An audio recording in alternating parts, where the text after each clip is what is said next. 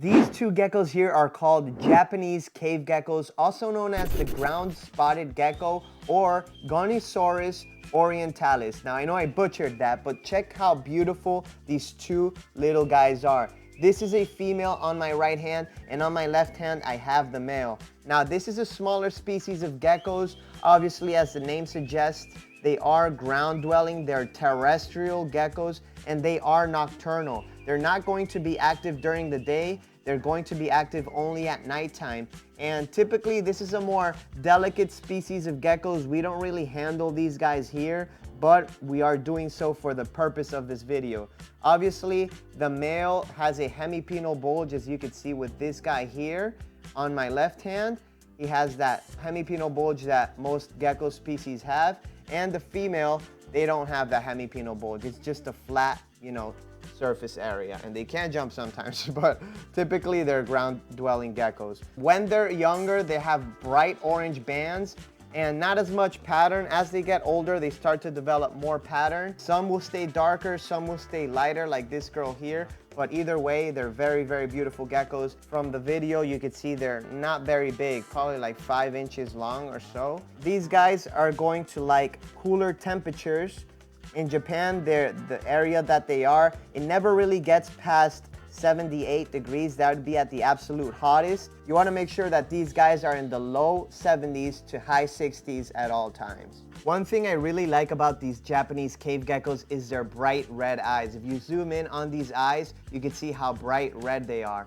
And most species of cave geckos have these red eyes. And another thing that's cool about them, like the leopard geckos, they have eyelids. Most geckos do not have eyelids, but these guys have eyelids and they don't have any toe pads. They do have little claws that help them cling to branches, and they could climb a little bit here and there, but for the most part, they're gonna be fully terrestrial, and that's why we set their enclosure up just like this. Now, the reason why we have this moss is because it retains the humidity very, very well. Think of it as like a crested gecko in terms of humidity and the temperature, but a leopard gecko in terms of how it is set up.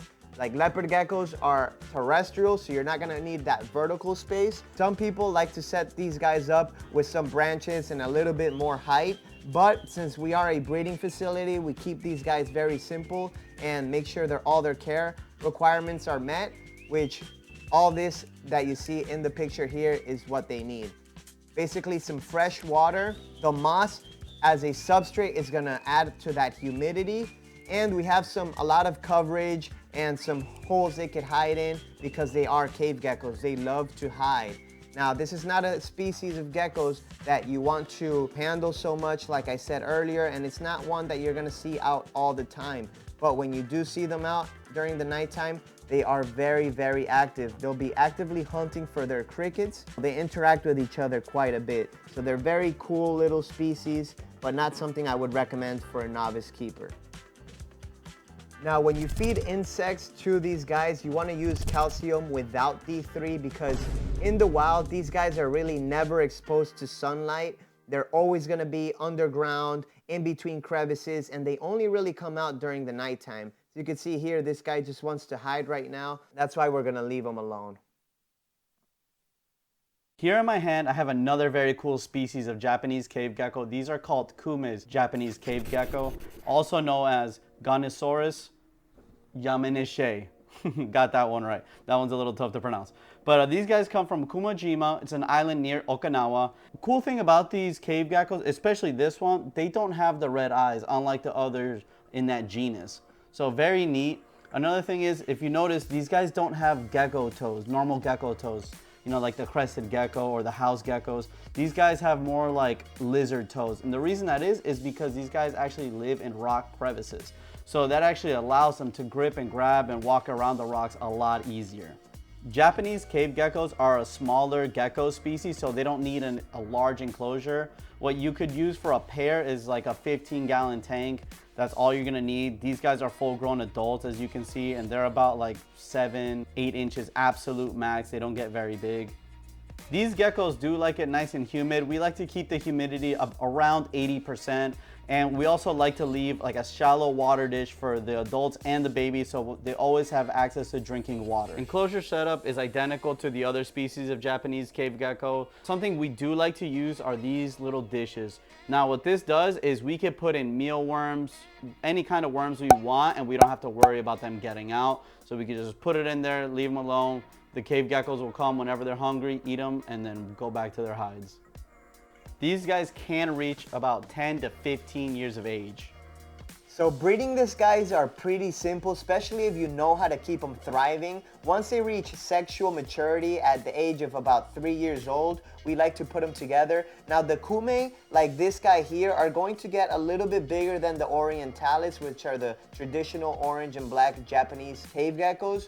But once these guys are of size, I like to put them together and leave them together all year round. Unless I see something going wrong with the female or the male, if they're bullying each other, then I'll separate them. But for the most part, if they're getting along and they're thriving, I will leave them together for the rest of the year. They lay 2 eggs every 3 to 4 weeks. Sometimes it could be even 5 to 6 weeks depending on the species. Typically the eggs do pretty good. If you incubate them at room temperature, lower temperature like around 68 to maybe 72 degrees, that works perfectly fine, and you'll get 2 very, very healthy, happy babies that hatch in a couple months. The babies we keep similar to how we keep the adults, but in a smaller format. So I have their water dish here, the sphagnum moss, to keep that humidity very high, and I add a little piece of cork bark. That way the baby can feel secure when he wants to.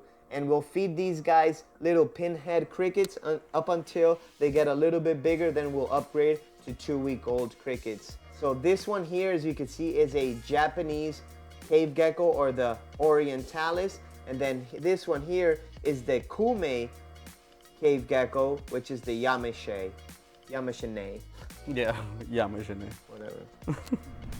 If you guys are interested in any of these baby Japanese cave geckos, make sure you sign up to our email subscription list. That way you get notified right away when they go up, because they go quick.